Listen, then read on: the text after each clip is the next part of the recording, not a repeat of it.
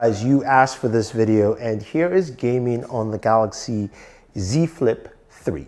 So the Z Flip 3 is a device that is different from the Z Fold 3. Well, this flips open like your traditional clamshell, and that brings some very unique things with the Flip 3. Now, the first thing is, of course, that cover display.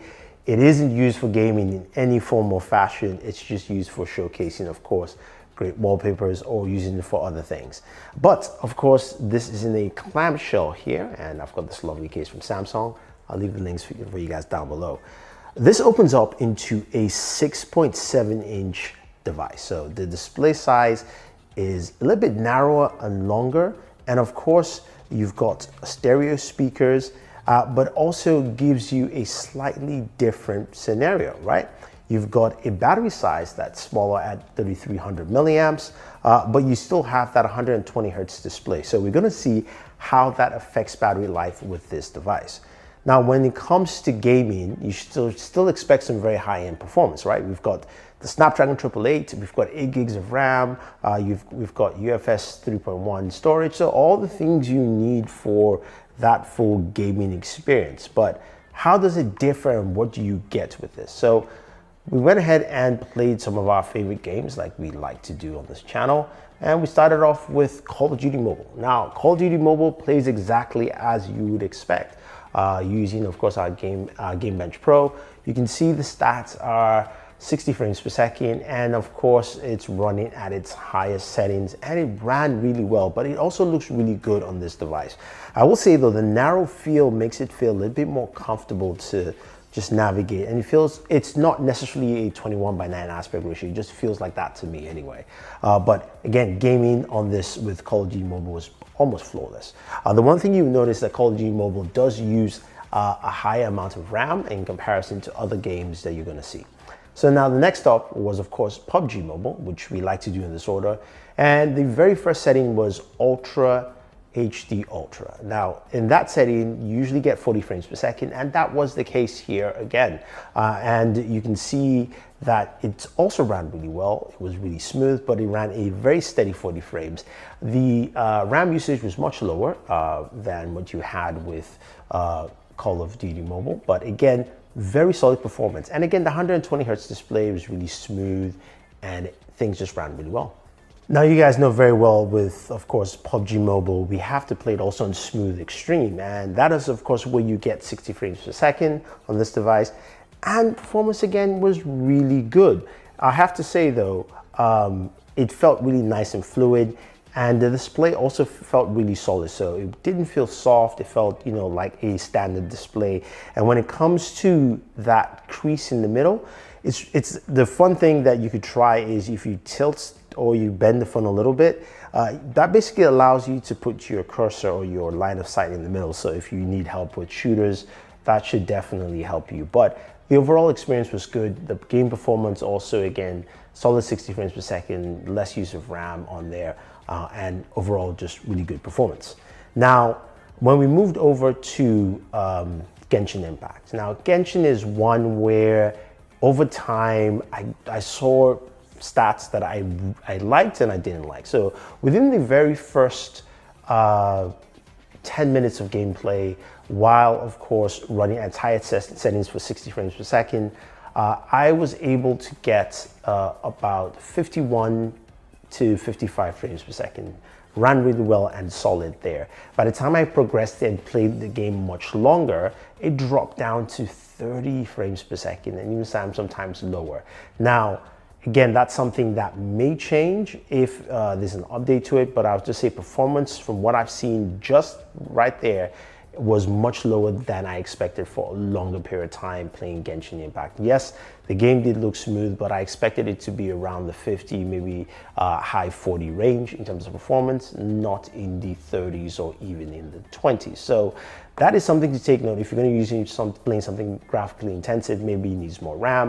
I'm not sure exactly what it is, but I think the game might need an update for this specific device. So just put that with a grain of salt.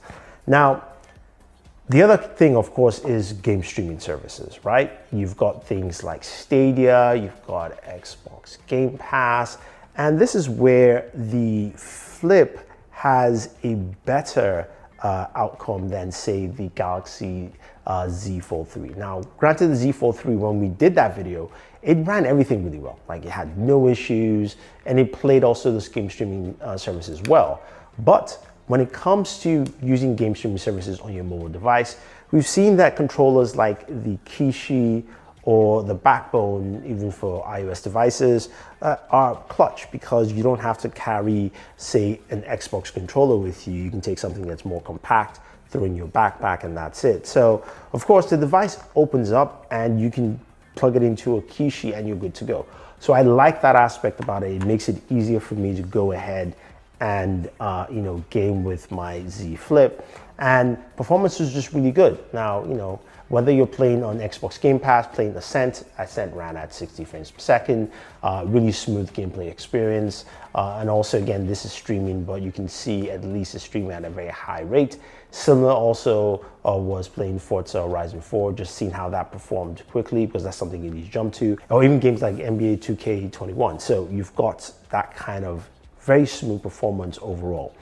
Now, moving over to Stadia, jumped in to play Mortal Kombat, and that played really well. And again, just having the ability to plug it into the controller, to me, is really, really cool and important.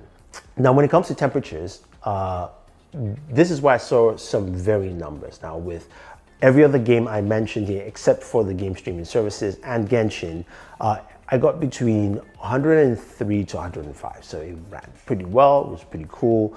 Now with Genshin Impact, it ran a little harder and also a little higher, so I got between 107 to 109 degrees, which are higher temperatures, and maybe that's because, of course, of the compact nature and the way this is designed.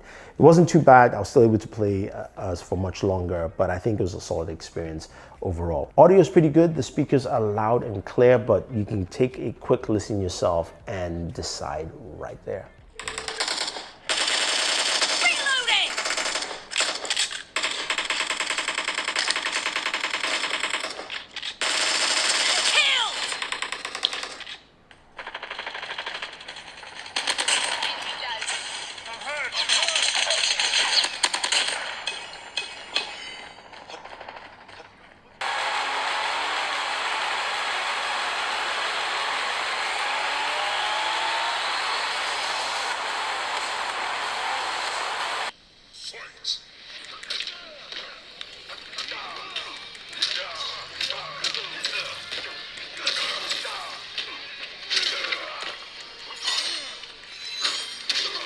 So when you look at the Galaxy Z Flip 3, this is a very solid smartphone. It's got that traditional smartphone feel because when you open it up, you have a regular phone and you can close it up into something like this, in this clamshell nature.